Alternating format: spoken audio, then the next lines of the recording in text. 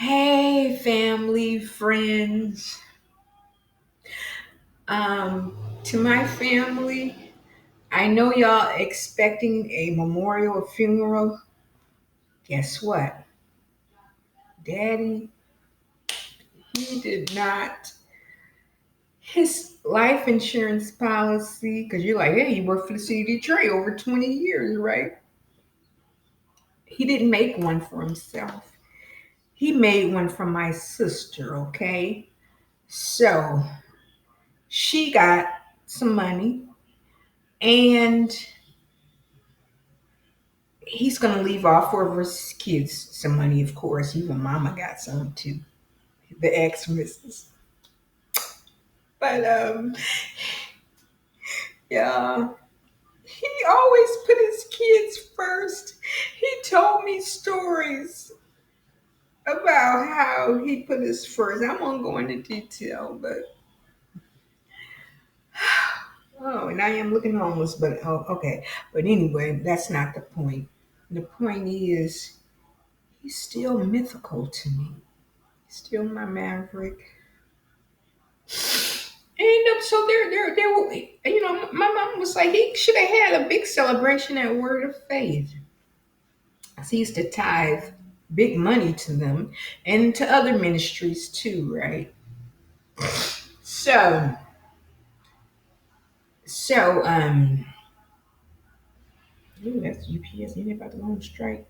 But anyway, I have on a light and I have my ring light, so it looks better in here because at first you couldn't see nothing, you couldn't see me. And anyway, y'all, so he didn't want a funeral. He didn't want to be celebrated. He just, he came and then he went. That's the way I see it. Um, so he didn't want to be celebrated like that. Him being a father, he was just like, "Hey, I was doing my job." He didn't want all the fanfare when he got promoted to supervisor.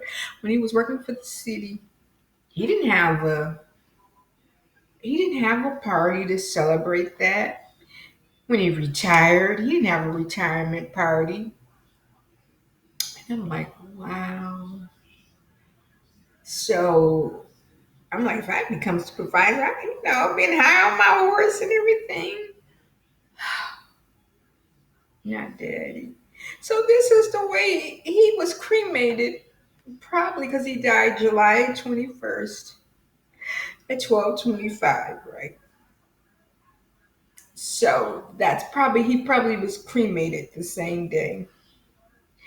And my sister said that this past Saturday she saw a shadow and they had a bald head. Yeah.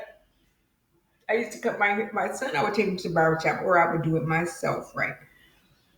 And I would say, I'm giving you that granddaddy special. Um, yeah, now my great nephew, gets his hair cut like that too sometime. But anyway, and what was I saying? That was just him. He didn't want a big funeral, a big hoopla. I was here. I came, I saw, and I conquered. Wow. So yeah, oh, I was saying my sister saw him, but he had on like a big robe and yeah, and she said, but she did see the bald head, but she said he didn't say anything. He was near the door, his bedroom door. So um, that's that. And so y'all, for the family who, if y'all expecting some type of celebration, there will be any because he didn't want all that. Man, he was born up here in Detroit, or River Rouge to be exact. And Daddy would say, no, that was them Fluellens. They were the poor ones because they were like the only house in the town. It had a two-story house, right? Um, so yeah, don't get offended, Fluellens, but yeah, it's all love with them. Then they grew up, these kids, and they came up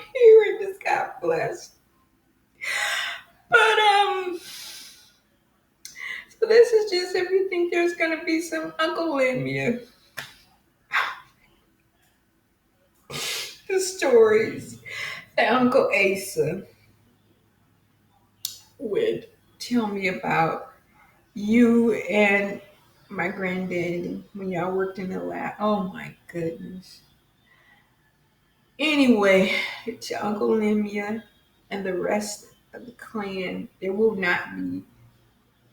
And I would be trying to figure this out. Why he didn't. That was him. That was the essence of daddy. He cared about his kids, man. He always put us first.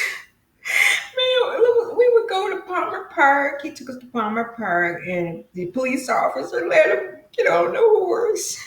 They would never do that now, I think, right? But and he took us everywhere. Like we went to the top of the Renson when you could do that back then, before 9/11. All the way to the top, you look down, the people, they look like little ants. He had us involved in PAL, the PAL program, the tennis program, because he was good. Mama said he could have went pro. Then I think he was in his 30s, so they say you're getting too old or whatever. But always good at tennis. He could have coached at tennis at Palmer Park, but yeah, y'all. So that's why man never. He's still crazy person. I remember when we were little, he would tell us stories like he knew Michael Jackson's granddaddy, and he really did. Because my family, Catherine Jackson, her family lived down there, and Michael Jackson's granddaddy stayed at my grandparents' house all the time, always come to visit. Daddy, of course, would talk to him. He knew him and everything. So y'all just I probably I probably see him too. Mama, she's still waiting on him. But yeah, he's coming. Yeah, I'm just checking in on you, Michelle. And yeah, so that's that, y'all. It's still, hard, getting used to him not being in that room because, and I'm about to get off of here, but I was saying that when he became bedridden, he kind of died to me, you know. So, but anyway, on that note, what is this? I'm sorry, but on that note, y'all, have a good day, and you know, and this is my first like major loss of a parent, so I don't know how to act. I don't know anything. I don't know nothing about this. So anyways, um thanks for all the love and stuff. It meant a lot. Some of y'all I never met y'all, but y'all, still showing me that love. And we'll continue because we were this is an anticipatory death. And so we were expecting this. This wasn't something that came out the blue. Okay. So, but on that note, y'all, I love y'all. Okay, bye.